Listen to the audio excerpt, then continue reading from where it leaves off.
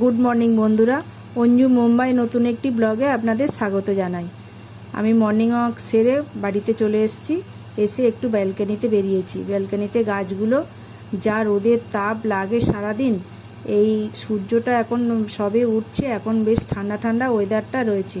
এরপরে রোদ উঠে গেলে একদিন এই ব্যালকনিটায় যা রোদ লাগে আর এই দিকটা বেরোনোই যায় না। আগেও ভিডিওতে আমি বলেছি যে আমাদের এখানে এত পায়রা, যার জন্য ব্যালকনিতে জাল লাগিয়ে রাখতে হয়, তা না হলে ওরা ঢুকে এত ভিতরটা নোংরা করে দিয়ে যায়।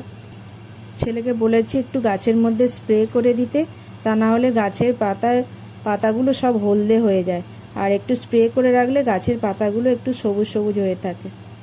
আমি একটা অ্যালোভেরা ডাল কেটে নিচ্ছি এখানে। সকালে খালি পেটে আমি অ্যালোভেরা টাটকা জুস বার করে 1 গ্লাস জলের সাথে নেব। আমি এখানে ব্রেকফাস্টে আলু ভাজা আর পরোটা বানিয়েছি, আর তার সাথে একটা করে ডিম সেদ্ধ দিয়ে ছেলেকে দিয়ে দিলাম। আর এই যে ঘুম থেকে উঠেই চলে এসেছে আদিতি। ও আমাদের সামনের ফ্ল্যাটেই থাকে। আমরা সকাল থেকে অপেক্ষা করে থাকি ও কখন আসবে। আমরা ছোট বাচ্চা খুব ভালোবাসি, আর ও আমাদের সাথে সময় কাটাতে খুব ভালোবাসে, আর আমাদেরও ভালো লাগে না ও না এলে। আদিতি এখনো স্পষ্ট কথা বলতে পারে না, তাই ওর ওই আদো আদো কথাগুলো শুনতে খুব ভালো লাগে। আপনাদের একদিন ওই আদো আদো কথাগুলো শোনাবো। আমাকে তো আন্টি বলতে পারে না, কান্টি বলে ডাকে। ও কিন্তু আমাদের সব কথা বোঝে, সব কিছুই বুঝতে পারে।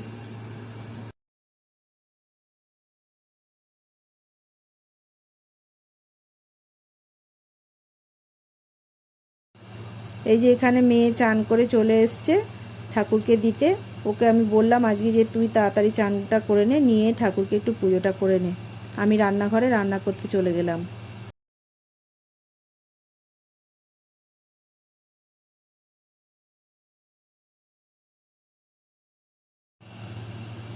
আজকে আমি ক্যাপসিকামের ঝাল বানাবো, সেই জন্য ক্যাপসিকামগুলো কেটে নিলাম, আর এখানে ডাল আর ভাত বসিয়ে দিয়েছি।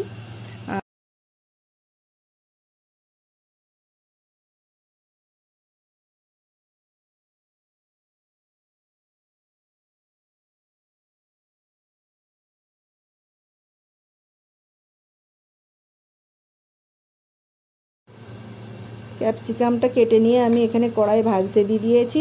ভালো করে ভেজে নিয়ে ঢেলে রাখবো। তারপরে কড়াই আমি একটু পেঁয়াজ, আদা, রসুন, টমেটো দিয়ে ভালো করে কষিয়ে নেব। কষিয়ে নিয়ে ক্যাপসিকামটা দিয়ে আমি জল দিয়ে দেবো। জল দিয়ে ততক্ষণ এটা ফুটতে থাকুক। আর এখানে আমি কালকে একটু পনির বানিয়েছিলাম। পনিরটা এখন আমি একটু কেটে নেব। যেহেতু চিকেন বানাবো, ছেলে চিকেন খায় না, তো সেই জন্য একটু পনির ভাপা বানাবো ওর জন্য। পনিরটা আমি এখানে কেটে নিলাম। নিয়ে এবারে ক্যাপসিকামটা নামাবার সময় আমি তেঁতুল জলটা একটু ক্যাপসিকামের মধ্যে দিয়ে দেবো লাস্টে। ক্যাপসিকামের ঝাল আমার হয়ে গেছে। এখানে আমি চিকেন বসিয়ে দিয়েছি। চিকেনটা আর ওইদিকে আমি পনিরটা ভাপাও করে নিয়েছি। চিকেনটা আর এইখানটা একটু ম্যারিনেট করে রাখলাম, বিকালে এটা বানাবো। আর এইখানে দেখুন ব্যালকনির মধ্যে কত রোদ লেগেছে। কাঁচটা তো খোলাই যায় না, সারাক্ষণ বন্ধ করে রেখে দিতে হয়। ভিডিওটা আমি আজকে এইখানেই শেষ করলাম।